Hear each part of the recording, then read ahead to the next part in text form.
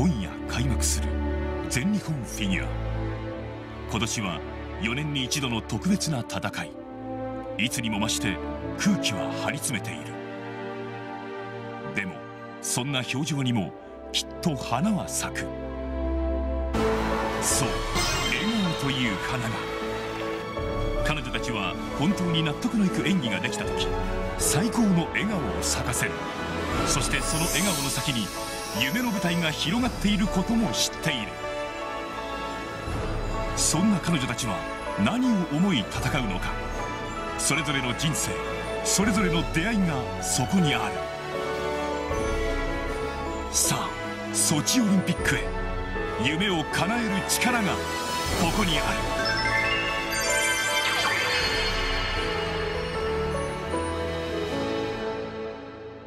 さて、この番組は注目の選手たちの思いに迫るとともに、彼らのスケート人生を支えるそれぞれの出会いをご紹介したいと思います。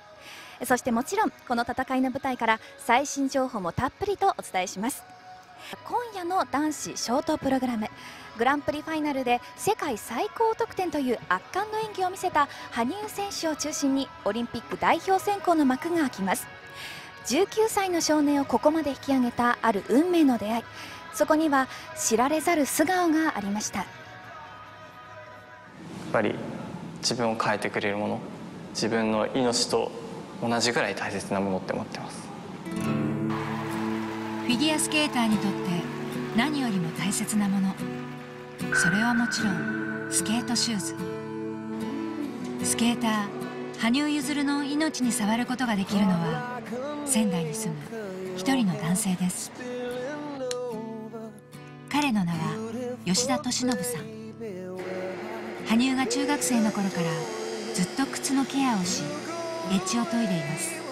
す。去年カナダに本拠地を移してからも吉田さんのもとに2週間ごとに送られてくる靴。そのブレードの傷を見るだけで彼が今どんな状態かがわかるといいます。そうですね、今月どれだけ滑れてるのかとか、どういった練習内容をしてるのかとかっていうのはなんとなくは分かりますね。やはり多い時なんかは随分転んだりもしてるのかなとか、成功率が悪いのかなとかっていうところは読み取れますね。12月13日午後8時。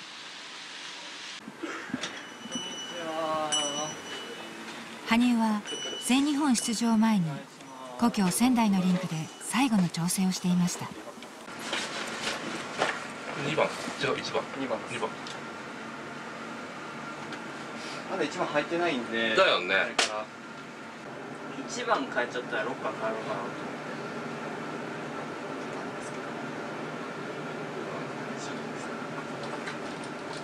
な。2人は2足の靴に1番、2番と番号をつけて交互に使い分けることで長いシーズンを乗り切ります。20歳以上年の離れた2人ですが、靴のことならいつも真剣勝負。そうですね、いろいろ提案してくれるので、もうちょっと倒したいだとか、もうちょっと倒した時に、この部分で氷をつかみたいというような話があれば、じゃあどうすればいいのかなっていうところで、羽生君と一緒に、技術を上げていった羽生君に、研磨を教えてもらったようなところもあるので、なんて言ったらいいのかな、羽生君ありきですね。うん、多分。普段はカナダと仙台、離れて暮らす羽生と吉田さんですが、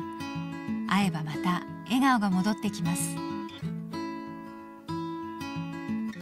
でも2人には決して忘れることのできない過去が。そう、2年前の3月に東北を襲った大地震。その時16歳の羽生結弦に何があったのか、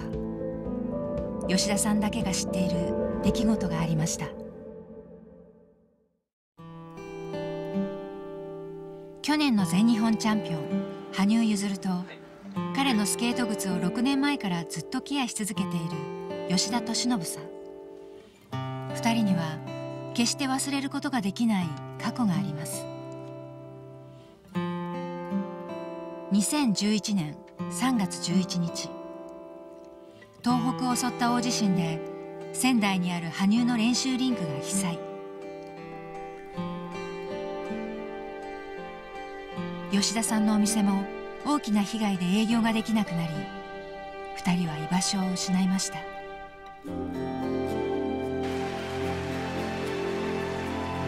スケートができるリンクを求めて、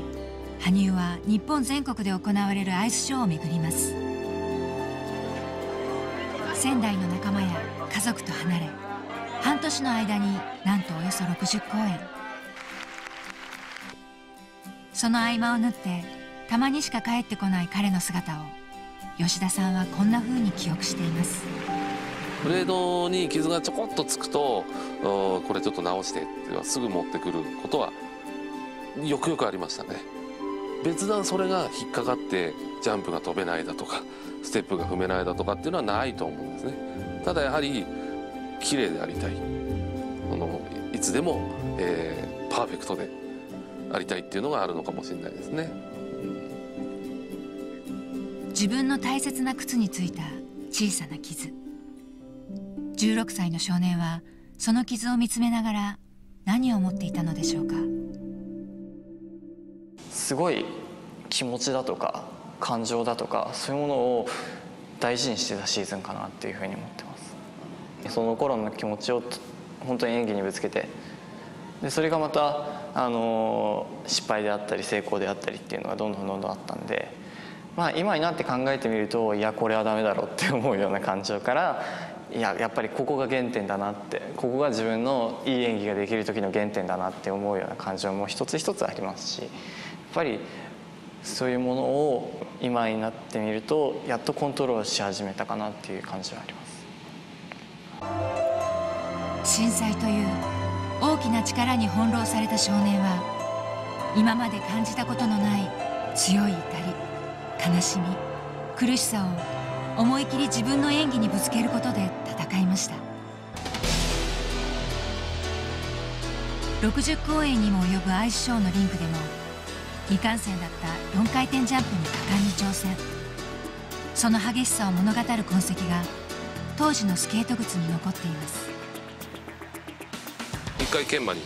出してくれた時になんかすごいパカパカ音がするんですなんて言うんですね。でうちのガレージで、ちょっといじらせてもらったんですけど、どうもここが外れてたんですね。もう衝撃が強すぎて。硬いブレードと土台にドリルで何とか穴を開け、羽生のリクエストでスプリングピンという特殊なネジで固定した吉田さん。でもどうして普通のネジじゃダメだったんですか？でもほらデザインもかっこいいじゃないですか。多分彼はそこがいいんじゃないかな。震災の翌年、2012年3月、初出場の世界選手権で羽生結弦は銅メダルを獲得。1年前に自分からホームリンクを奪った巨大な力に勝利しました。彼と一緒にいると勝てる気がしますね。今でもそのオーラっていうのは遠くにはいますけどね、感じることができるのではないかなと思います。今吉田さんのお店にやってくるこの子たちと同じ。スケートとおしゃべりが大好きな少年は前だけを見つめて世界に飛び出しました。その少年が見違えるほど力強くたくましくなったのはほんの3年間の出来事。でもこの日がいつか来ることを吉田さんだけは知っていたのかもしれません。羽生選手は練習拠点とするカナダから1月に1度わざわざ送るほど吉田さんを信頼しています。このエッジの摩耗度合いで、今何の練習をしてて今何を一生懸命飛んでるのかっていうのは大体は分かりますけど、滑って摩耗したものを研磨するのではなく、そんなに摩耗してないものをまたきっちりエッジを立ててっていう、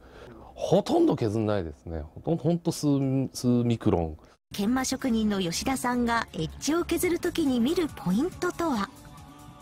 滑ってる音だったりとか氷の飛び具合だったりとかっていうのは見てますね。すごい感覚的なものなので、どこがどう違うんだって言われるとなかなか僕しかわからないのかな、もしかしたらわかんないです。吉田さんにしか見つけられないほどの細かなエッジの違い。小さい頃から見ていただいてますし、そうやって僕の好みを知っていただいているので、吉田さんが自分に合わせたエッジを作ってくれてるっていうような感じです。やっぱりその点に関しての信頼関係というか、そういうものはあると思います。